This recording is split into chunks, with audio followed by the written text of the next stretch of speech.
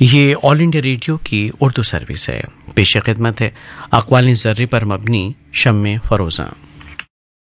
دنیا میں جو چیز حقیقت سے جتنی زیادہ قریب ہوتی ہے اتنی ہی زیادہ سہل اور دلنشین بھی ہوتی ہے، اور خود فطرت کا حال یہ ہے کہ کسی گوشے میں بھی الجھی ہوئی نہیں ہے۔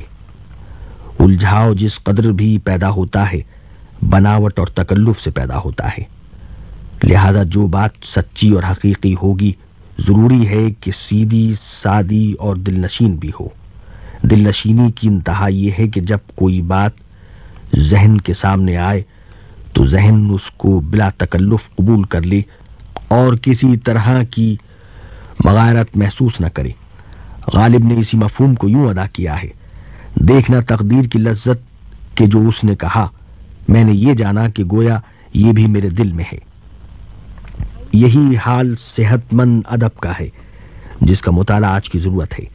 طبیعت بھلے ہی مدتوں سے رکی ہوئی ہو، صحت مند ادب کے مطالعے سے اس میں جنبش آ جاتی ہے، ذوق و فکر کے جام گردش میں آ جاتے ہیں۔ خدا نے کائنات ارضی میں روشنی اور تاریکی دونوں کو پیدا کیا، مگر ان دونوں میں امتیاز ضروری ہے۔ روشنی راہ راست پر چلنے اور منزل مراد تک پہنچانے کی ضامن ہے، جبکہ تاریکی گمراہی کی طرف لے جاتی ہے۔ سوال یہ ہے کہ صحت مند ادب کیا ہے؟ اس کی ایک پہچان تو یہ ہے کہ کیا ہم کسی کتاب کو بار بار پڑھنے کی خواہش رکھتے ہیں اور ہر بار پڑھنے میں اس میں نئے نئے جہان معنی واضح ہو جاتے ہیں، اور ہر بار اس کے مخفی مفاہیم آنکھوں اور ذہن کے پردوں پر گھومنے لگتے ہیں۔ ضروری نہیں کہ جو کتابیں آپ پسند کریں وہی دوسروں کو بھی پسند ہوں، یہ پسند اپنی اپنی والا معاملہ ہے۔ کتابوں کے انتخاب میں ذوق و شوق، زندگی کا پس منظر اور جذب رواں کی کشتی مؤثر ثابت ہو سکتی ہے۔ بہت کم لوگ یہ جانتے ہیں کہ کیا پڑھا جائے۔ کتابوں کے انتخاب اور قاری کی دلچسپی کا اندازہ کرنے سے قبل ادب کے میدان کو جولاگاہ بنانا ہوگا۔ دلچسپی نہ ہونے سے کتابوں پر نظر تو ضرور دوڑے گی، مگر ذہن کتاب کی مواد کو جذب نہیں کر پائے گا۔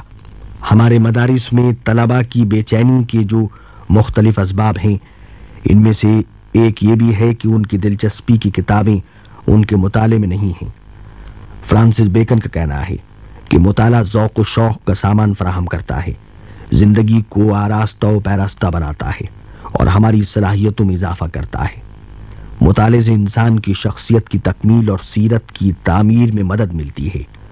تاریخ انسانی کا مطالعہ دانشوری کی طرف لے جاتا ہے۔ شاعری انسان کی ذہنی قوتوں اور صلاحیتوں کی جلا کا سامان مہیا کرتی ہے۔ ریاضی کے مطالعے سے زندگی کے ناسفتہ گوہر منظر عام پر آتے ہیں۔ فلسفہ زندگی کی گہرائی و گیرائی کا ضامن ہے۔ اخلاقی تعلیم الوہی صفات اجاگر کرتی ہے۔ منطق اس کی سوجھ بوجھ کو چار چاند لگاتی ہے۔ مطالعے کے دوران زہر کے گھونٹ بھی ہر جام سے پینے ہوتے ہیں اور تریاق کے نسخے بھی آزمانے پڑتے ہیں۔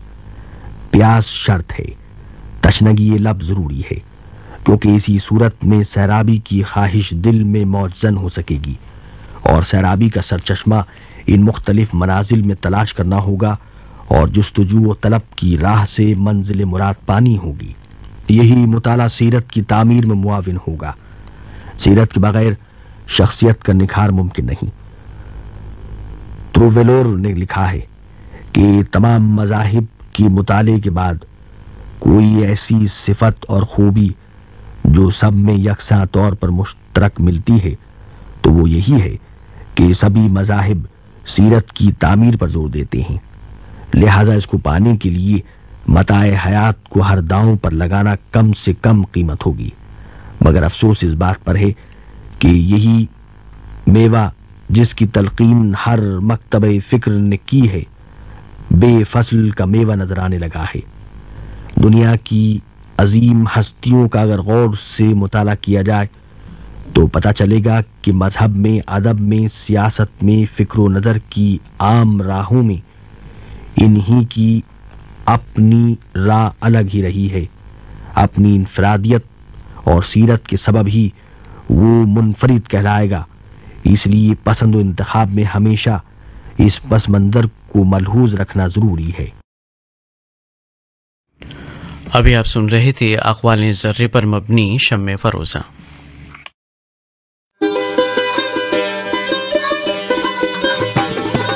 ہندوستانی تہذیب و ثقافت کی نمائندہ سدا بہار نغموں کی سوغات کے ساتھ یہ ہے اردو سروس۔